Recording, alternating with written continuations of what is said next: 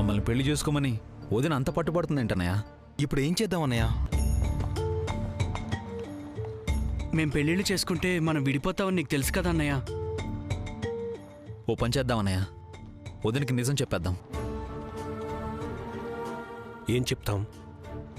అదే అన్నయ్య, మనకున్న శాపం గురించి. ఇంటికొచ్చే ఆడవాళ్ళ వల్ల మనం విడిపోతామని తెలియక వదిన మా పెళ్ళిళ్ళ గురించి మాట్లాడుతుంది. ఆ శాపం గురించి చెప్పేస్తే వదిన కూడా అర్థం చేసుకుంటుంది కదన్నయ్య. ఆ విషయం చెప్పటం వల్ల లాభం కంటే నష్టమే ఎక్కువ ఉంటుంది. వదినకు నిజం తెలిస్తే మనకొచ్చే నష్టమేంటన్నయ్య? వదిన చాలా తెలివైంది, మనం చెప్తే అర్థం చేసుకుంటుంది. అర్థం చేసుకుంటుంది కాబట్టే మనకు నష్టం జరుగుతుంది అంటున్నాను. నువ్వెందుకలా అంటున్నావో మాకు అర్థం కావట్లేదన్నయ్య. ఆడదాని వల్ల మన కుటుంబం విడిపోతుందన్న శాపం గురించి మీ వదినకి చెప్తే తను కూడా ఆడదే కాబట్టి మనకు కానీ మన ఇంట్లో కానీ ఏ సమస్య వచ్చినా దానికి కారణం తనే అనుకుంటుంది.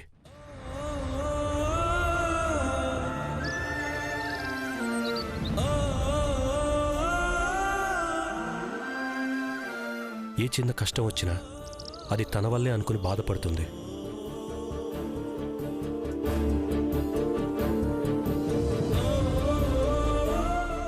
ఆడదాని వల్ల మనం విడిపోతామనే శాపం గురించే తెలిస్తే అది తన వల్లే జరుగుతుందేమోనని భయపడుతుంది.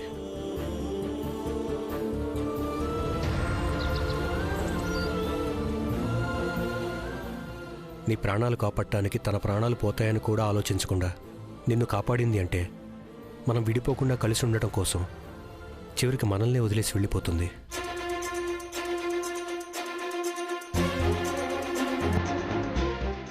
మీ వదిన వెళ్ళిపోయినా పర్వాలేదనుకుంటే వెళ్ళి చెప్పండి. వద్దన్నయ్య, వదిన లేకుండా మనం ఉండలేమన్నయ్య. మేమంత దూరం ఆలోచించలేదన్నయ్య. వదినకి నిజం తెలిస్తే ఖచ్చితంగా అలాంటి నిర్ణయమే తీసుకుంటుంది. వదినకి నిజం తెలియకపోవడమే మంచిదన్నయ్య. వదిన మన కోసం ప్రాణాలైనా ఇస్తుందే తప్ప వదిన వల్ల మనం విడిపోయే పరిస్థితి ఎప్పటికీ రాదని మనకు అర్థమైంది. మరో ఆడదాని వల్ల మనకున్న శాపం తప్పకుండా నిజం అవుతుందన్నయ్య.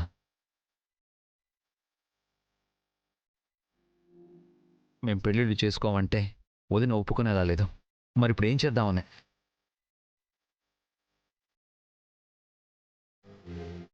ఆ విషయం నాకు వదిలేయండి, నేను చూసుకుంటాను.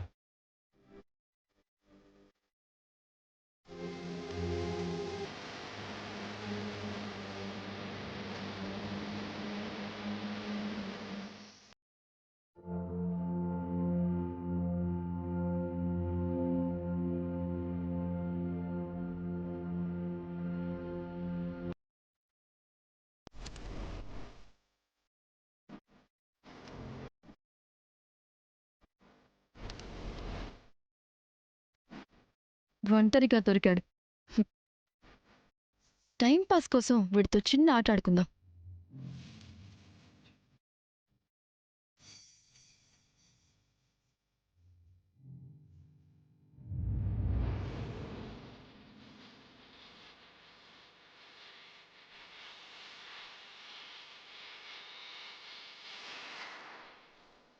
బూ, అదేంటి నువ్వు భయపడలేదు? ఈ కోతి విషయాలేంటి? జస్ట్ ఫర్ ఫన్ బావా. నాతో కామెడీలొద్దు. వద్దా? ఏ ఫుల్ టైం సీరియస్ క్యారెక్టర్ అనేది? నువ్వేంటి ఇక్కడ? అది నువ్వున్నావని వచ్చాను బావా. ఓయ్, నా పక్కన కూర్చున్నావేంటి? ఏమవుతుంది? నీతో మాట్లాడాలంటే ఇద్దరికి మధ్య కిలోమీటర్ డిస్టెన్స్ ఉండాలా? ఇద్దరం పక్క పక్కనే కూర్చున్నావనుకో సరదాగా ప్రేమించుకుంటున్న ప్రేమ జంట అనుకుంటారు. నువ్వు ఆ గట్టు చివరా నేను ఈ గట్టు చివరా కూర్చున్నావనుకో ప్రేమించుకున్న వాళ్ళిద్దరూ ఏదో గొడవ పడ్డారు అనుకుంటారు. ఓయ్, ప్రేమేంటి? ఏం మాట్లాడుతున్నావు? నిజంగా నాకు అలాంటి ఫీలింగ్స్ ఏం లేవు బావా. అలా అనుకునే వాళ్ళ గురించి చెప్తున్నా. ఇలా పక్క పక్కన కూర్చున్నంత మాత్రాన ఎవరైనా అనుమానం చేస్తారనుకుంటున్నావా? చేతులేస్తున్నావేంటి? బావే కదా అని ఏదో ఫ్రెండ్లీగా. బావలేదు గీవలేదు, నన్ను ముట్టుకోవద్దు. అయ్యో బావా, నువ్వు మరీ ఇంత స్ట్రిక్ట్ అయితే ఎలా రా బాబు? బావా బావా వస్తున్నాను. బావా బావా బావా ఆగు బావా. ఎందుకు వచ్చావు ఇక్కడికి? పొలాల గురించి అగ్రికల్చర్ గురించి తెలుసుకోవడానికి. అయినా పెద్దబాబు గారు ఆ రోజు నీతో చెప్పారు కదా నన్ను తీసుకెళ్ళమని. మొన్న తీసుకెళ్ళావు, ఈ రోజు ఏంటి వదిలేసి వచ్చేసావు? నువ్వు ఇవన్నీ చూపిస్తావని వచ్చాను బావా. ఏం చూపించాలి? పంటలు పండించే విధానం, వాటి ప్రయోజనాలు. బావా బావా ఇట్రా చెప్తాను. ఈ చెట్లేంటి? ఇవి చెట్లు కాదు, వరి పంట. మాకు తెలుసులే. అవునా, ఇవెలా పండిస్తారు? విత్తనాలు ఎలా వేస్తారు? చెట్లు తీసుకొచ్చి అలా భూమిలో పాతేస్తారా? పాతరు, ముందు విత్తనాలు వేస్తారు. ఏం విత్తనాలు? వరి పంటకి వరి విత్తనాలే వేస్తారు. వాటిని ధాన్యం అంటారు. వాటిని ఎలా వేస్తారు? ముందు దుక్కి దున్నుతారు, దున్నిన భూమిలో విత్తనాలు చల్లుతారు. చల్లడం అంటే ఎలా బావా? ముందు గొయ్యి తవ్వి ఒక్కొక్క విత్తనం గోతిలో వేసి మట్టి కప్పి నీళ్లు పోస్తారా? చదువుకున్నావు, వరి పంట ఎలా పండిస్తారో కూడా తెలీదా? తెలిస్తే ఎందుకు అడుగుతాను బావా. అంటే ఎలా బావా? ఇలా ఇలా ఇలా చల్లుతారా? పెళ్లిలో తలంబ్రాలు పోసినట్టు ఇలా చల్లరు, ఇలా చల్లుతారు. ఓ, ఇలా చల్లుతారన్నమాట. ఇలా చల్లితే మరి నాట్లు ఎలా వేస్తారు? నేనేమనుకు బావా బావా ఆగు బావా. బావా బావా బావా చెప్పు బావా. విత్తనాలు మొలిచిన తర్వాత ఆ మొలకలు తీసి నాట్లు వేస్తారు. నాట్లా? అవేలా వేస్తారు? చెప్పు బావా. బావా బావా ప్లీజ్ బావా. దీనికి ఇలా కాదు, చూపిస్తేనే కరెక్ట్గా ఉంటుంది. చెప్తాను, చెప్తే అర్థం కాదు, చూపిస్తాను పద.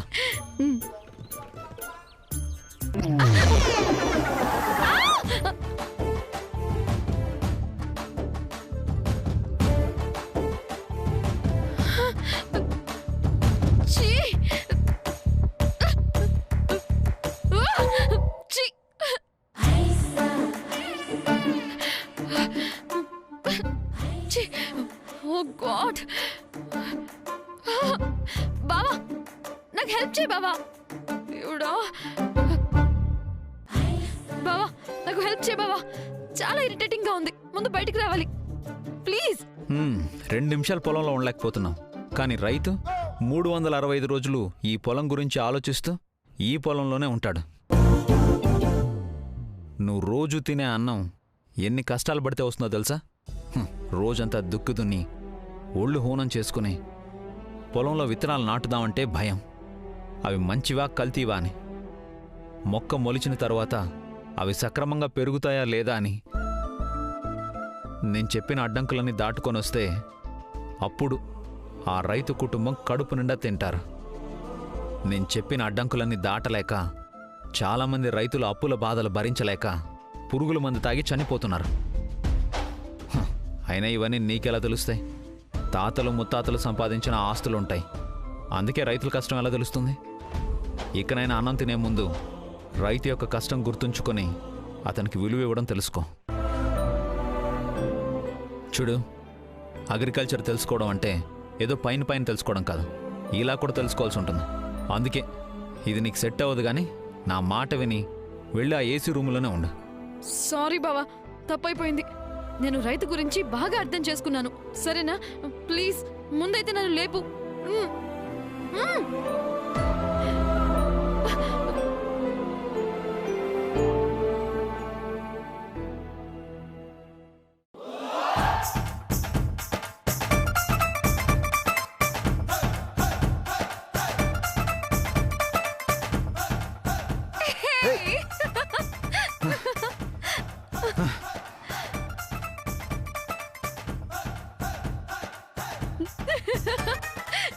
ఇప్పుడు ఎలా ఉంది బావా?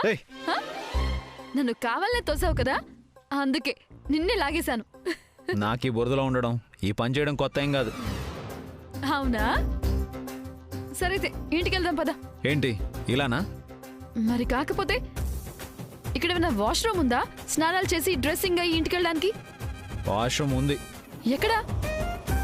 కాకపోతే ఓపెన్ వాష్రూమ్. ఏంటి ఓపెన్ వాష్రూమా? అవును, పద. చెయ్యవు.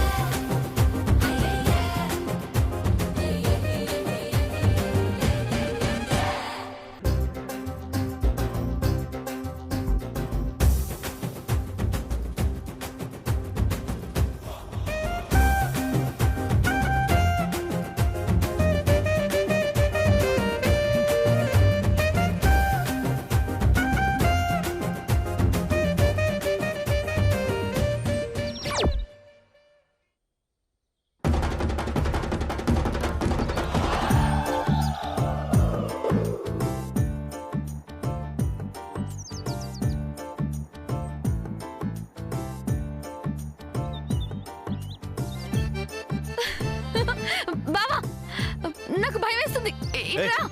భయమే. రా బావా. ఏయ్. నిన్ను.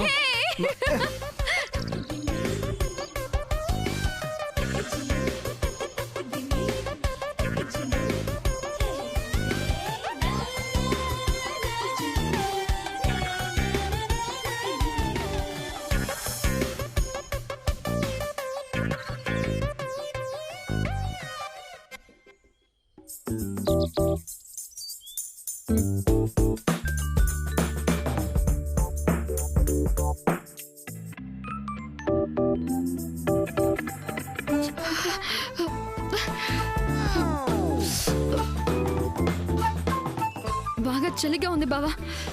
తడిస్తే చలిగానే ఉంటది మరి. తడవకుండా ఇంటికెళ్ళి స్నానం చేస్తే బాగుండేది కదా.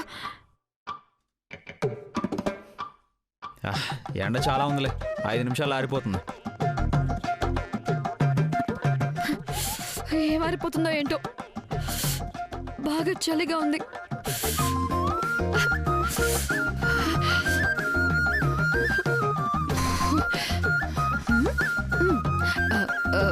బావా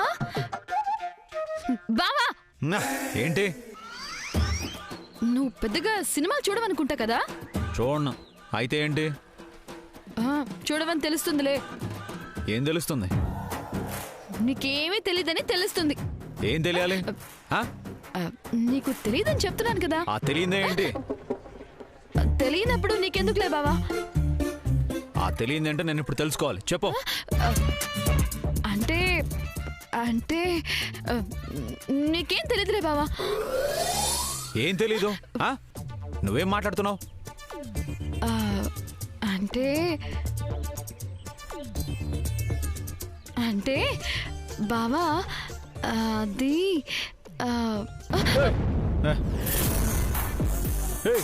నువ్వు వచ్చిన సేపు అయిందిరా. నేను వచ్చి ఛాన్స్ అయిపోయిందిలేండి. ఏయ్, దాక్షణ ఏంట్రా ఏదో చెప్తుంది, నాకేం తెలియదు అంటుందేంటి? ఏం తెలుసుకోవాలి? నాకు తెలిసిపోయిందండి. ఏంట్రా అది? ఆ తర్వాత కానండి, మీరేంటంటే తడుచున్నారు, అమ్మాయి గారు తడుచున్నారు, మీరు తడుచున్నారు, అమ్మాయి గారు తడుచున్నారు, చుట్టూ చూస్తే వాన కూడా లేదు, మీ ఇద్దరి మీద వాన పడిందండి. వాన పడలేదేం పడలేదురా, బురదలో పడ్డాం, పంపు సెట్ కింద స్నానం చేసాం. ఆహా, అయినా మీ మీద వర్షం మొదలైందిలేండి. ఆ వాన పడలేదు కానీ మీ మీద వేరే వాన పడుతుందని నాకు అర్థమైందిలేండి. ఏయ్, వేరే వాన ఏంట్రా? ముందు ముందు మీకే తెలుస్తుందిలేండి. రేయ్, నాకు తెలియడం ఏంట్రా? అదేంటో నాకు చెప్పు. తెలుస్తుందని చెప్పాను కదండి. రేయ్, నువ్వేం మాట్లాడుతున్నావు, తనేం మాట్లాడుతుందో నాకేం అర్థం కావడం లేదురా. రేయ్, నాకంతా గజిబిజిగా ఉందిరా. ఫస్ట్ అలాగే ఉంటుందండి, గజిబిజిగా, బిజిగజిగా, తీకమగ్గా, రకరకాలుగా ఉంటుందండి. పోను పోను అన్నీ మీకే అర్థమవుతాయండి. రేయ్, ఏం చెప్తున్నారో ఏం చేస్తున్నారో నాకేం అర్థం కావడం లేదురా. అన్నీ అర్థమవుతాయి కానీ ముందు క్యారెట్ తీసుకోండి. ఏమండే అయ్యగారు, అదిగో ఆ పాకలోకి వెళ్ళి తినండి. రేయ్, పాకలోకి ఏంట్రా? రోజు చెట్టు అది కింద కదండి, తినేది. ఈ రోజు వేరండి. రేయ్, ఒక్కటిచ్చా అంటేనా? అంటే తడిసున్నారు కదండి, చలిగా ఉంటుందేమో, లోపల అయితే కంఫర్టబుల్గా ఉంటుందని. రేయ్, నిన్ను. రేయ్, అదేం పర్లేదండి. వెళ్తే పొలానికి నీళ్ళు ఎవడు పెడతారా? నేను వెళ్ళిపోతున్నా, మీరు చూసుకొని చెప్తాను. రే, ఆగరా. అదేం పర్లేదండి బాబు, మారుతే మీరు పనిలో మీరు ఉండండి.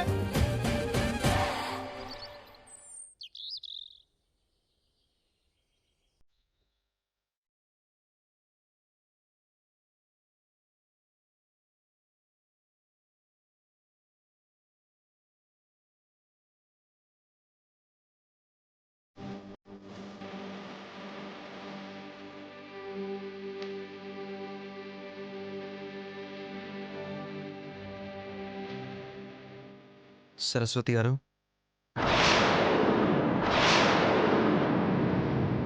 మీతో 1 నిమిషం మాట్లాడాలండి.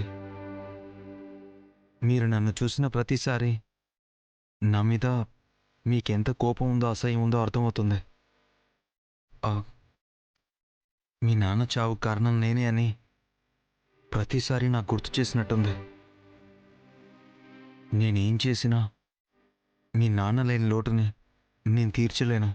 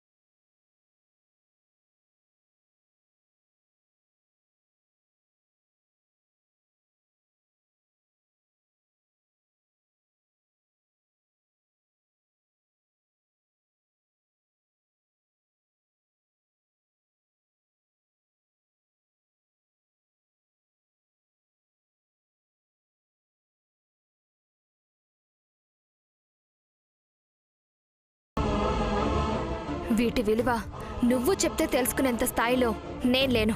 అర్థమైందా? మా నాన్నని చంపేశారు. మీ అన్నయ్యేమో ఓ పెద్ద దానకర్ణుడిలాగా నాకు పెళ్లి సంబంధాలు తీసుకొస్తున్నారు.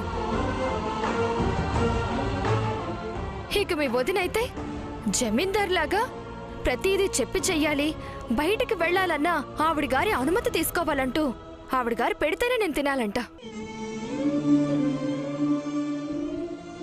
ఇక మీ అన్నదమ్ముల గురించైతే చెప్పే అవసరమే లేదు.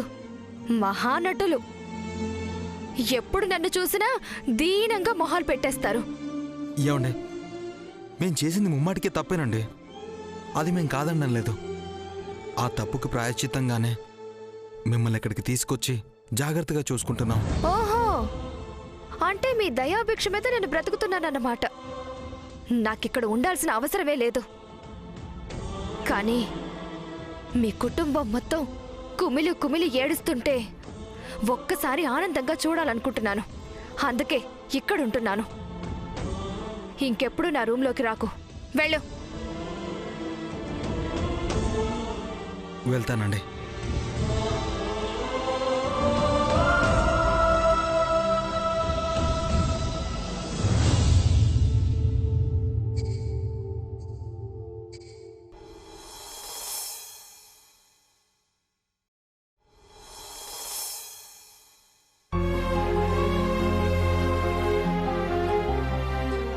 మీ అన్నయ్య నేను మీ ముగ్గురికి పెళ్లిళ్ళు చేయాలనుకుంటున్నాం.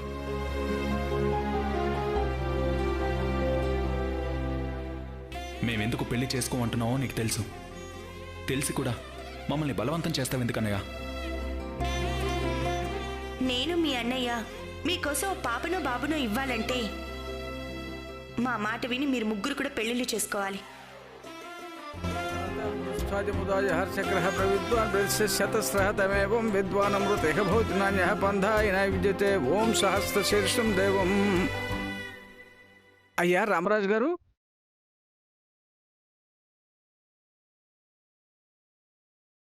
రామరాజు గారు, మీ కుటుంబ సభ్యులందరి పేరు మీద అర్చన చేశాను. ప్రసాదం తీసుకోండి.